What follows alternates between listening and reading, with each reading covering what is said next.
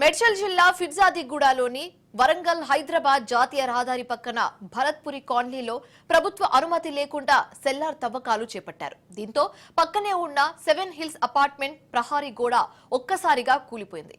దీంతో అక్కడి స్థానికులు భయంతో పరుగులు తీశారు. కాగా ఆ సమయంలో గోడ పక్కన ఎవరూ లేకపోవడంతో పెను ప్రమాదం తప్పింది. అయితే మున్సిపల్ అధికారులకు ఫిర్యాదు చేసినా పట్టించుకోవడం లేదని అపార్ట్మెంట్ వాసులు ఆవేదన వ్యక్తం చేస్తున్నారు.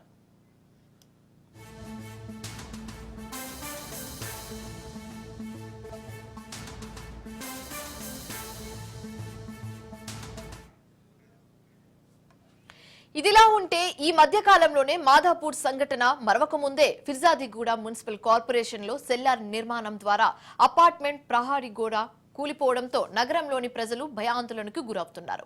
ఈ సందర్భంగా 7 హిల్స్ ఆర్కేడ్ అపార్ట్మెంట్ వాసులు కమర్షియల్ కాంప్లెక్స్ కోసం ఎలాంటి అనుమతులు లేని సెల్లార్ను తీసుకున్నారని చెప్తున్నారు. మేము ఇచ్చిన ఫిర్యాదును పట్టించుకోవట్లేదు. ఈ రోజు ఈ అపార్ట్మెంట్ లో ప్రహారీ గోడ కూలలేదు కానీ ఆవేదన వ్యక్తం చేశారు. మరోవైపు ఫిర్జాదిగూడ మున్సిపల్ కార్పొరేషన్ అధికారులు అక్రమ వసూళ్లకు పాల్పడుతున్నారని ఆరోపణలు కూడా వస్తున్నాయి. రైట్, ఇక ఇదే అంశానికి సంబంధించి తాజా సమాచారం మా కరెస్పాండెంట్ తేజ ఫోన్ ద్వారా అందిస్తారు. తేజ, చెప్పండి.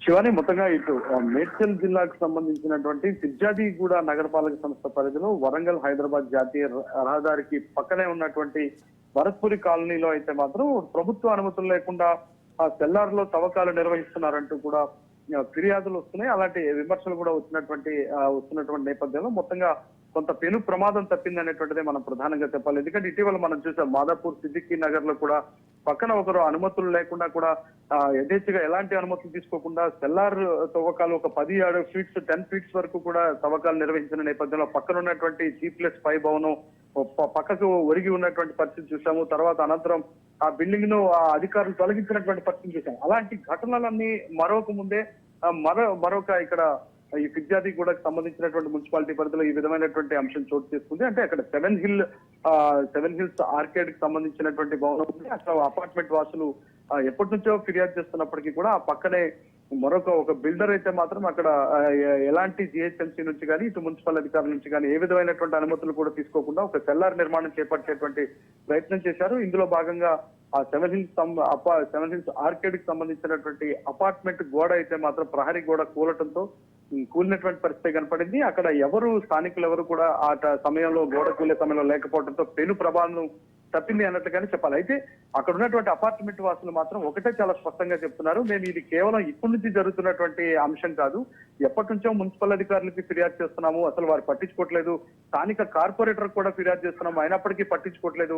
వారు ఏదన్నా వసూళ్లు ఎవరన్నా చేస్తే వసూళ్ల మీద ఉన్నటువంటి శ్రద్ధ వాళ్ళకి మేము ఇచ్చేటువంటి ఫిర్యాదుల మీద లేవు అంటూ కూడా అపార్ట్మెంట్ వాసులు చేయడం అనేటువంటిది ఇప్పుడు చాలా హాట్ టాపిక్ గా మారింది. అది సంచలనంగా మారింది అన్నట్లుగానే చెప్పాలి. ఏదేమైనప్పటికీ కూడా పెను ప్రమాదం తప్పింది అనేటువంటిది అయితే మనం ప్రధానంగా చెప్పొచ్చు. కానీ దీనిపైన పూర్తి స్థాయిలో చర్యలు తీసుకోకుండా ఉంటే మాత్రం ఇక్కడ ఉన్నటువంటి 7 హిల్స్ ఆర్కేడ్ అపార్ట్మెంట్ కూడా కూలేటువంటి ప్రమాదం ఉంటుంది అనేటువంటి భయాందోళనలో ఆ అపార్ట్మెంట్ వాసులు అయితే కూడా వారంతా కూడా మొరపెట్టుకుంటున్నటువంటి పరిస్థితి. అధికారులకు చెప్పిన ఫలితం లేకపోయేసరికి వారంతా కూడా మీడియాను ఆశ్రయించి మీడియాకు వారి యొక్క గోడును వెళ్లబోస్తున్న పరిస్థితిగానే మనం చెప్పాల్సి.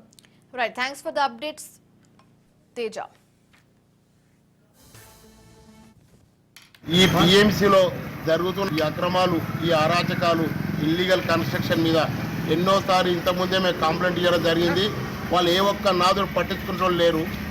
ఇలా పట్టించుకోకపోతే ఇండ్లు గోడలే కూలినాయి, రేపు అపార్ట్మెంట్ కూలుతుంది, దాన్ని పట్టించుకుని నాదు లేదు.